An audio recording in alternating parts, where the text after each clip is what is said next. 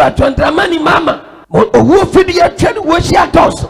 Pratondramani mama. Owo fidi atwa ne wo hia dɔso. Enyim mienu pe na me gyina so aka ho ase.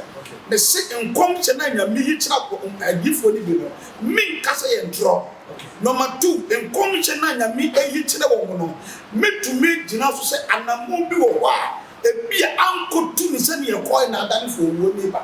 Ba me kyerɛ ni no mo. Owo na mo ka ho asɛm no. Papa metumi aka ne president papa ni tumu ana. Okay. Metie nya me ka bi kyam se wo no e no kore. See, I'm sure you are not put better the party. And the MP before so you better position. Me was a party divided into 4.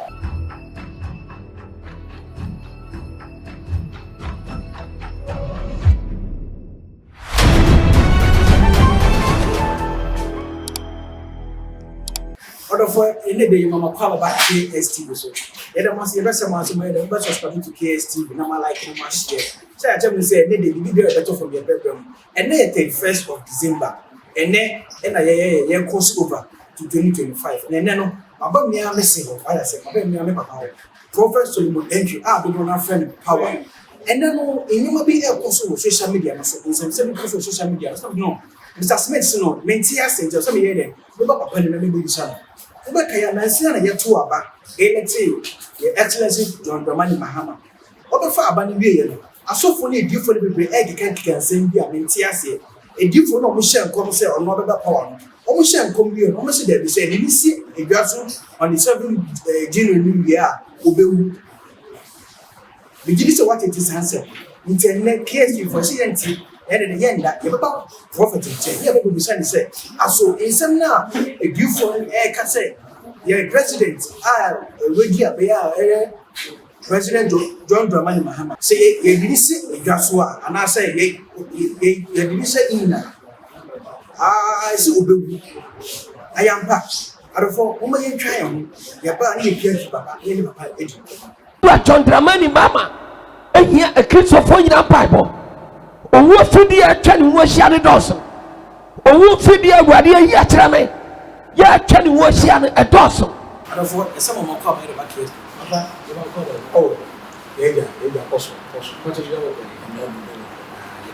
and then the mama ba akwa ba kese ba KSTV be jo so papa madam and then 31st of December and then the cross over to 2025 before say be say you go mo and then I walk actually KSTV for this 31st one night apostle minister and the Obofour mo hwɛ me o KSTV so na me o chira mo me mo bia so official any happy new day we be so say crossover we no onyame de betwa na de nyame aka fa ho bia be bem aduama ereti nyamre na tie de ba be koso na so afa bi dia 2-3 na me say program de be ko na wie no so onyame nam so amwa ye nshira na me nshira say 2025 de o menya nshira kase amen amen papa edasi papa bekaya recently na yetu aba eyi ye man peni John Dramani Mahama yes edifo mo Ghana ye madam mo hye nkom se ye papa ni bebi so na yesu akon oba bebi so apa I say nkom sineti wie na na say election yeti no asofo penifo na ye san kase say edini si edwaso that was January 7th edini si so osan bewu papa no ada dwon ha menti ase papa eba ni say na nyame na ana say nyame o ka say onu abedi president when you do president you eba ni say na nyame sa ka so bewu ana say ana insem na asofo ne kan papa nya no kra apostle na me o sha the sound so edda otiefo no hwefo so ase so manya mre ehwe apostle so ko ase mu a eye me dese o sasa kwesi onyame na o yi kire ye no obusu a yi kire na se obi a wotete se asofo ni bi ka enye monwa because so nyeme bi koso election we no sum nyeme bi sisiye akwankyere bi koso a na anu woten okay I don't know sometimes you know se nyeme we koso a ye oni bi hu a na ni babi su nim se aye excellence o tumi betra so I don't know nyeme bi any promises bi koso once sometimes bosh because na bosh no wan kotua ho kana so wan kotu na mo a etumi dane adefo de ba e wom se nyame na be si akuna no so enkom sha asofo ni bi hye no me ndawto me gina na mienu so na no awie meka ho asem enyim mienu pe na me gina so aka ho asem me se enkom hye na nyame yi kira ko adefo ni bi no me kasa ye ntro number 2 enkom hye na nyame yi kira wo no metumi gina so se anamo bi wo wa ebi ankotu ni se ne ko na adan fo wo ni ba me kire ni no mo nya number 1 the different no kase oba be wu no different media nyame enyi nkire me okay ba mama be yo different na mama be yo nyame kasa fie so ntino metumi akase niema bi e koso no metumi agubi okay ba mi ko hu owo de ne ye ba niema bi e koso na mama be ka ho ase ye dia me ka ne sense ye nyire ni mu de koso election ni no ye nyire ni se na papa we de physical no na Ghana for ben yes ba me ka ni bi ma kire Ghana for se bribi koso bribi ye sunsun mi koso ano so accept ye tie me no na o ka se bribi koso ne ke se o kira I been for the sacrifices bi no na the person be say okay eniem bi koso na papa but me say busa go about to na election e hu hia say e sacrifice bi hey body for na me shira ha so big cat was say onyami na minji about to one say election one e kan flow onyami de say hene it will give you be no so fi obeka say about to nyami nya interested omo nyami interested onyami na nam someone so see so hene it is onyami go interested dia and you soon one more olivo anamo bi nipa bi tu ye nana no odene me can be pray say anamo bi koso ansa ne president be president okay aba pasa anamo no e kom ma yuade side ana say e kom ma yanum fo yia ba me ka say ma kuma Ghana fo emu ni say yen de me yenim say onyame orejete president okay because of ye gifo ni bi ni bi ade ye hu ye mi bi etwe ba papa ni be hu say e taso tuma na mo me ka ni boldness say ewurade na ni firi ne so okay so be hwemu a papa ni so ne ye ekọ nyame nkofo enu na eka nyame akoma ekida me kire o se biribi koso okay nyame reject papa ni direct magana fubufu ba papa ni so ene nyame gina so yi ni si nchen okay ene papa ni ba no se da bi be dia ma ya no se bi to na bi enu ti wo dwade ba nyame nkofo be si biribi koso ansana hwe papa sa wo hwe ni ma bi ekọ mu ene hawa papa ni winni ye na eye ni be bradeni obi atiase sanso no nyame awejati MPP direct ni nyame awejati wo baba kaza wow because don't so when me say nyame eni wo MPP mpa ne say papa MPP for ye bibia anso nyame ni ntina ewadi edane abanema NDC for apostle nyame nchira enne me kanse ma nyame aka kira me na me kasa no okay me tia ne anya ma adwene aba Sunday when me fi atwa bedu ye Sunday we na me fi atwa bedu ye me ka me say MPP for so your better position me who say party num divided into 4 wow say yan hwe ya na po better the party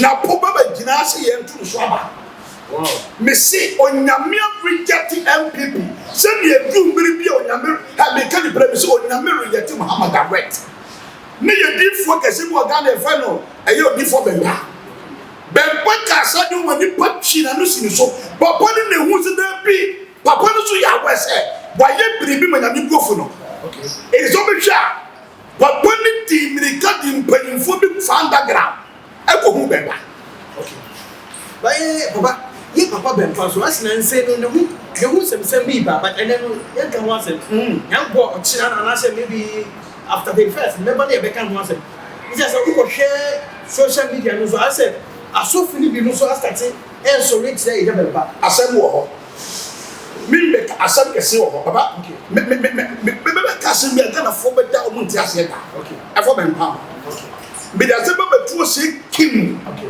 ana so fo mpenfo ne Ghana fo ntiade we ati da me see papa me apostle me ka bi me say na mi ni wura fi Mahama okay na Mahama ni nyame adwene mu ba papa ni tuwa na mo bi wo sunsun mo ama nyame ni papa no so biemu nyame san be do papa no nyame san ni be si papa no so ko papa isama be yo difo be ni totu babro ho a se nipa ye biribi me ni nipa no so no be nyame nche nyame san be esa ande le bi ka be ka bi ma chere ga na fo 4 years we ya papa ni ba be bu ama na be je say or the best 16 years we go am ko onyame mia papa no so papa ni ye bribi manyame bufu no amoni ni ba no so betu sa etu owo na mo ka mo asem no papa betu ma ka ni princess papa ni tu ana mo okay metie nyame ka bi time say so wo no e no kore so won tu na me ji papa ni do to extent say asem bi e beto form bi obetu ana mo ndi papa bato me be misre o owo na asofo no ka mo asem eye asofo ni bia na esusu se owo na mana na say eye ni kra bi ewo ana say eye Ghana konwa no bi like ritual bi ewo konwa ho na ebo no wo ana asofo ni bi na ebo no wo madam metu aka asofo ni bi na ebo no wo aka ho bi okay ana akonwa no nso no ade bi wo so ye odi for na me ka say mi say whether you po there will be a wosa but then me person be ka say me nya bra me ka to say papa na you ready because o ye mistake bebre ewo e bra no obu aman no aba papa ni ye mistake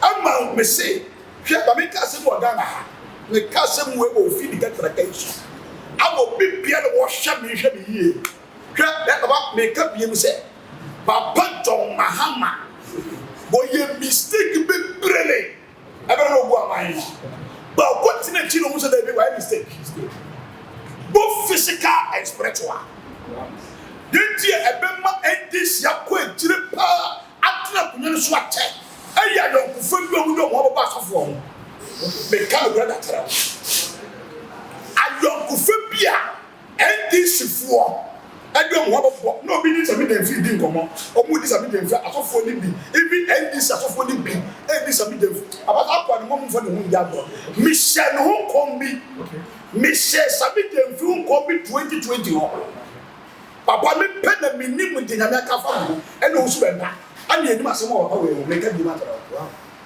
eti no bi kasa mi sabi dem fi hu asem no bi di na tem mo bi an tra papa no mo bi an try no mo bi an try de sabi dem fi ko papa no oni nyame wa pam covenant it's a spiritual covenant ani mame eno no no nkasa ani nyame ko pam eti me ka ye papa president wa se ene na some da paso so ye me be se mo ni party asese papa ne tu sunsun wa na mo amo wo na mo ka wa se papa no ya we woko be bi me ka tire no so for bia me person me body bi ofidie so ka tire direct okay me kai Ghana for nyina ni ba so for no so okay papa so che net say yera man gani etu anamo en afa owo na so for na kana ewade betimi ahwe na wo ma na ne nkwa ne bi aka otu hana mo otu beje otu hana wow papa ne tu hana mo wow ono di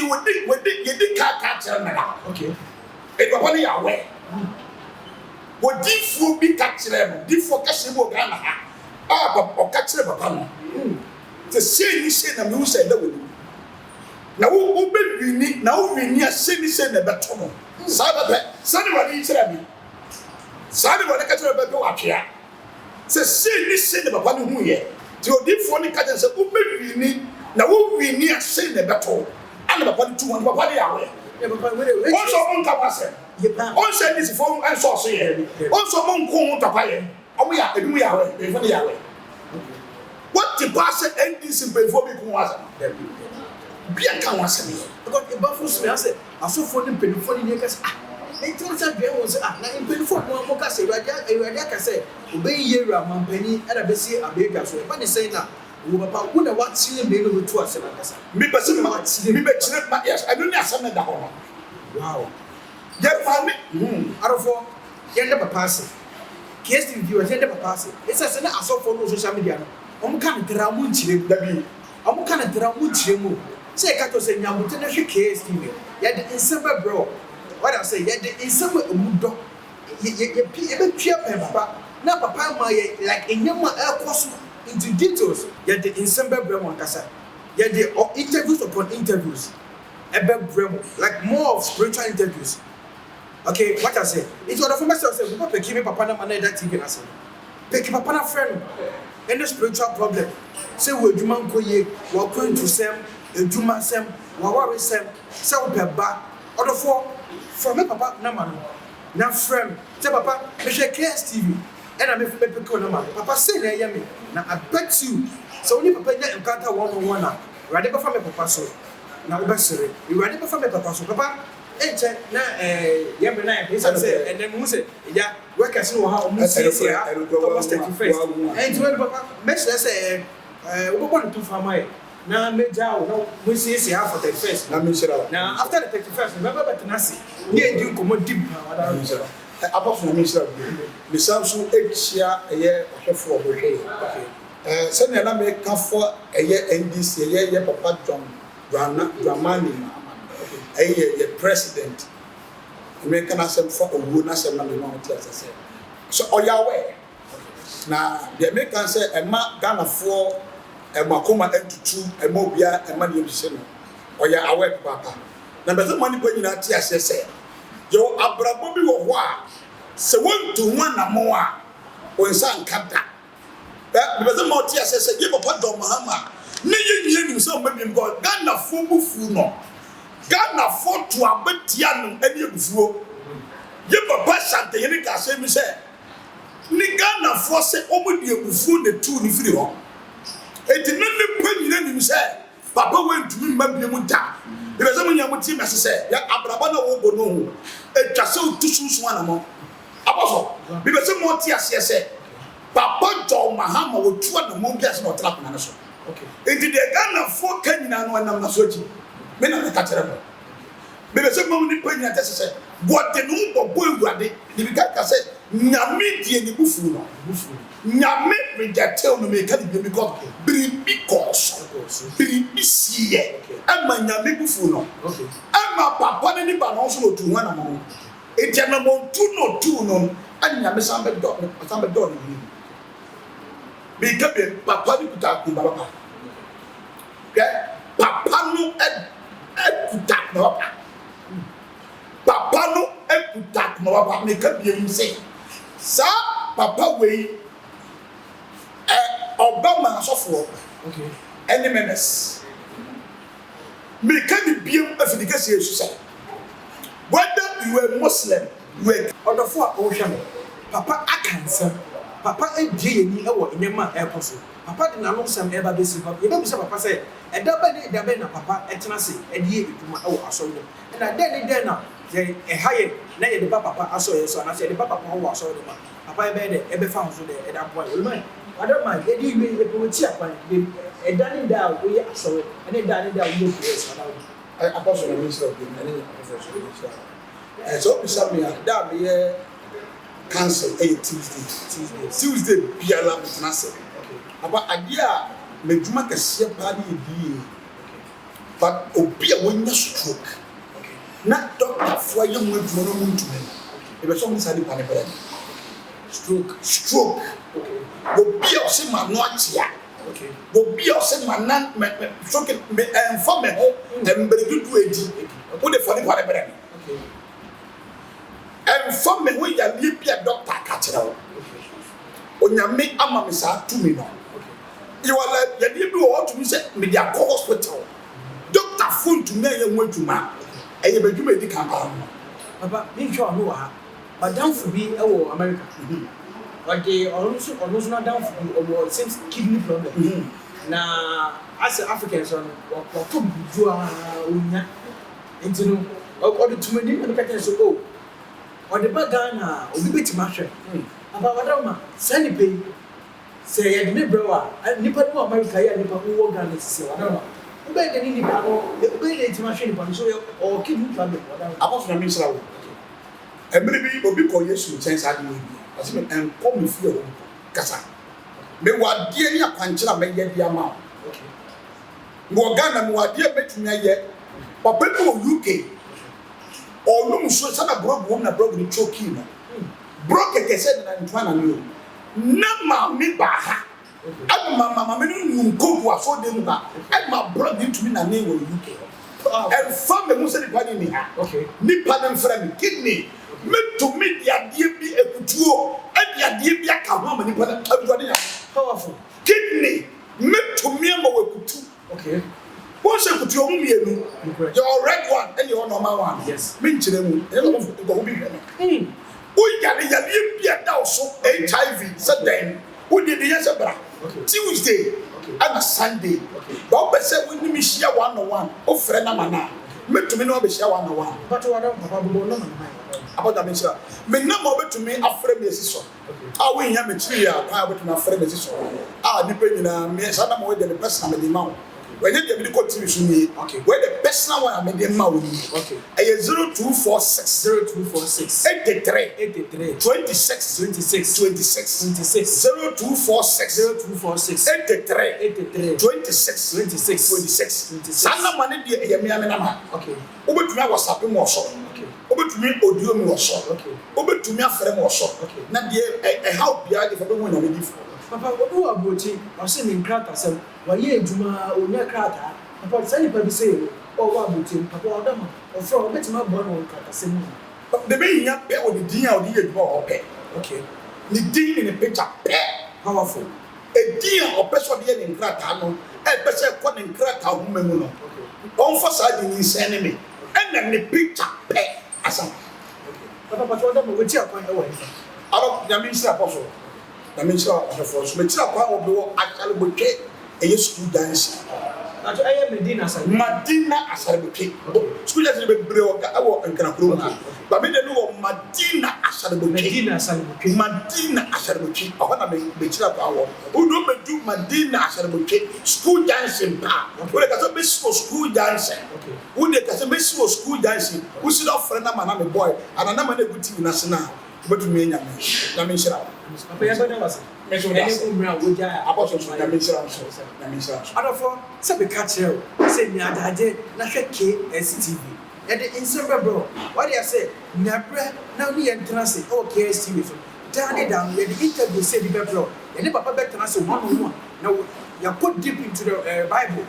No idea what my secret. You never be there. Apostle, therefore, that's also like it. No one said, no one subscribing to KSTV. My viewers, I love you. Bye-bye.